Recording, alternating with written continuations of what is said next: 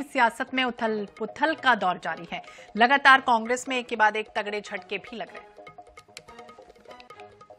तो जोशी भाजपा में आज शामिल नहीं होंगे, दीपक जोशी को बड़ा झटका लगा है।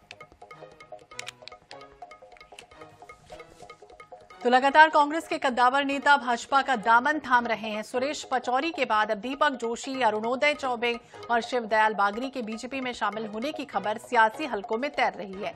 दीपक जोशी ने तो यहां तक कह दिया था कि मैं तो सुबह का भूला हूं, शाम को घर वापस लौट रहा हूं। लेकिन इस दौरान बड़ी खबर भी सामने आ रही है कि जोशी का भाजपा प्रवेश अटक गया है। भाजपा शीर्ष नेतृत्व ने उनकी पार्टी में एंट्री पर मंथन के बाद नीतिगत निर्णय लेने का मन बनाया है।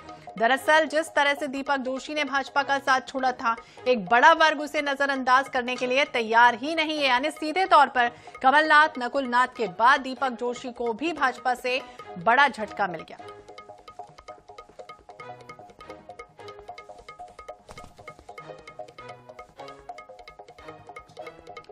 तो शीर्ष नेतृत्व उनकी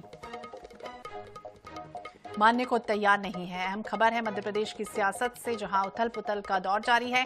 कांग्रेस के कद्दावर नेता भाजपा का दामन एक तरफ थाम रहे हैं। सुरेश पचौरी के बाद अब दीपक जोशी का नाम है, अरुणोदय चौबे का नाम है, शिवदयाल बागरी के भी बीजेपी में शामिल होने की खबर सियासी हलकों में तैर रही है। लेकिन दीपक जोशी ने ये तक कह दिया था कि मैं तो सुबह का भूला हूं, अब शाम को मैं घर वापस लौट रहा हूं। लेकिन इस दौरान ये खबर भी सामने आ रही है कि जोशी का भाजपा प्रवेश फिलहाल अटक गया है, क्योंकि भाजपा का जो शीर्ष नेतृत्व है उनकी पार्टी में एंट्री पर मंथन के बाद नीतिगत निर्णय लेने का मन बना रही है। दरअसल जिस तरह से दीपक जोशी ने भाजपा का अचानक साथ छोड़ा था, फिर वो कांग्रेस में चले गए थे, अब वो कह रहे हैं कि हम फिर से बीजेपी में आना चाहते हैं, तो एक बड़ा वर्ग उससे नजरअंदाज करने के लिए फिलहाल तो तैयार नहीं दिख रहा है। यानी सीधे तौर पर जिस तरह से कमलनाथ, नकुलनाथ की एंट्री को लेकर सियासी घमासान मचा हुआ था, उसके बाद अब दीपक जोशी को भी भाजपा से बड़ा झटका मिला है।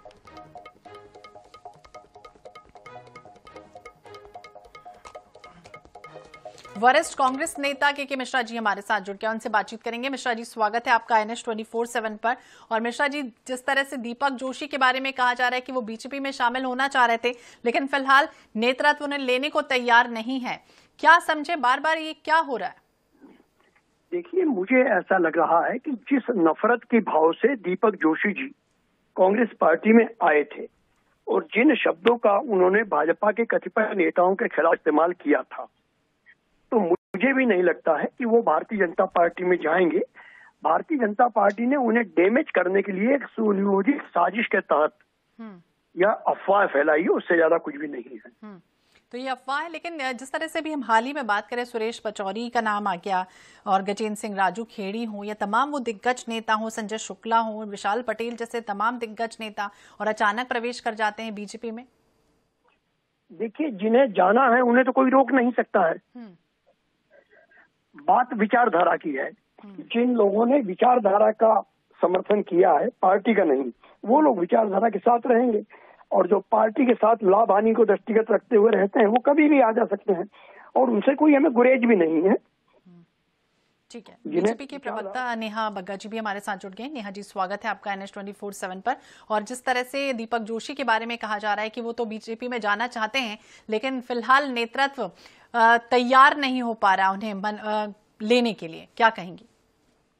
देखिए, इस विषय में मुझे लगता है कि दीपक जोशी जी ही अच्छे से आपको बता पाएंगे कि उनका क्या विचार है, और वो भारतीय जनता पार्टी परिवार से ही हैं। आप सबको पता है, उनके पूर्वज भारतीय जनता पार्टी से हैं, वो स्वयं भारतीय जनता पार्टी से हैं। किसी कारणवश उन्होंने कांग्रेस का दामन थामा था, पर कांग्रेस एक ऐसी डूबती हुई नैया है जिसमें कोई भी सवार नहीं होना चाहता। इसीलिए आप देखिए कि लगातार जिस तरीके से कांग्रेस के पदाधिकारी, 15 पूर्व मुख्यमंत्री पिछले कई सालों में कांग्रेस पार्टी छोड़ चुके हैं, कई सांसद छोड़ चुके हैं, कई केंद्रीय मंत्री छोड़ चुके हैं। कारण यही है कि एक परिवार की बार बार रीलॉन्चिंग के लिए आज 20 अवसर ऐसे हो चुके हैं जिसमें राहुल गांधी जी को लॉन्च करने का प्रयास कांग्रेस पार्टी ने किया है, और वो नैया जो है पार ही नहीं हो पा रही है। और इस वजह से जहां नेता नहीं है, नीति नहीं है, नेतृत्व नहीं है, कई दिग्गज हैं जो कांग्रेस पार्टी छोड़ रहे हैं। मिश्रा जी, आपने सुना नेहा जी को, नीति नहीं है, नेता नहीं है, नेतृत्व नहीं है, डूबती हुई नैया है कांग्रेस। नेहा जी हमारी बहुत अच्छी साथी हैं, राजनीति में संघर्षशील साथी, वैचारिक तौर पर समृद्ध हैं, मगर वो उनकी 2 साल से एक ही कैसेट चल रही है। वो कैसेट अब अप्रासंगिक हो चुकी है। मैं फिर कह रहा हूं आपसे कि जिन्हें कांग्रेस में रहना है रहें, नहीं रहना है नहीं रहें। और जब कांग्रेस की सरकार बनने की संभावना के बीच में भारतीय जनता पार्टी से लोग तोड़ कर अपने रिश्ते कांग्रेस पार्टी में आ रहे थे, तब इन शब्दों का इस्तेमाल क्यों नहीं किया? नेहा जी को बार बार राहुल गांधी दिखते हैं, परिवारवाद दिखता है। अब ये पिक्चर पुरानी हो चुकी है, कैसेट तक घिस गई है इसकी। नई बात कीजिए, भारतीय जनता पार्टी के कई सांसद कांग्रेस में आ गए, नेहा जी उससे लेकर क्या कहेंगी? मैं आज कह रहा हूं फिर कि आज सत्ता के दम पर और सत्ता के दुरुपयोग कर भारतीय जनता पार्टी अपने आप को बड़ा कुलीन कुनबा साबित करने की कोशिश कर रही है। मगर ऐसा जहाज भाजपा का डूबेगा कि इन्हें खुद को उम्मीद नहीं होगी कि भाजपा इतनी जल्दी गर्त में कैसे जा सकती है। नेहा जी, नेता प्रतिपक्ष शुभंकर सिंघार भी ये कह रहे हैं कि पुराने पत्ते थे, पतझड़ आया, वो गिर गए, अब नए पत्ते आएंगे। देखिए, मुझे लगता है कि कांग्रेस पार्टी की आज जो स्थिति है, अगर कांग्रेस आत्मावलोकन करने के लिए तैयार नहीं है तो ये उनका प्रेरोगेटिव है। इससे भारतीय जनता पार्टी को कोई लेना देना नहीं है। के मिश्रा जी इतने वरिष्ठ हैं, इतने विद्वान हैं, उसके बावजूद आप देखिए कांग्रेस का व्यवहार किस प्रकार का है। बहुत क्षमा के साथ मिश्रा जी, मैं तो बहुत सम्मान करती हूँ आपका, आपने स्वयं भी कुछ दिन पहले इस्तीफा दिया था, उसके कारण जो भी रहे हो, एक बार नहीं अनेकों बार कांग्रेस के वरिष्ठ लोगों को अपमान सहना पड़ता है।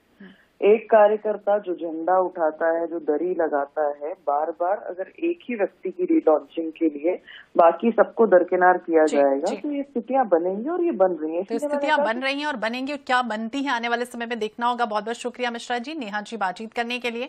तो दीपक जोशी को एक बार फिर से कह सकते हैं बड़ा झटका लग रहा है, जब शीर्ष नेतृत्व उनकी वापसी पर फिलहाल तो विचार विमर्श कर रहा है। कमल नकुल की कहानी दोहराई जा रही है।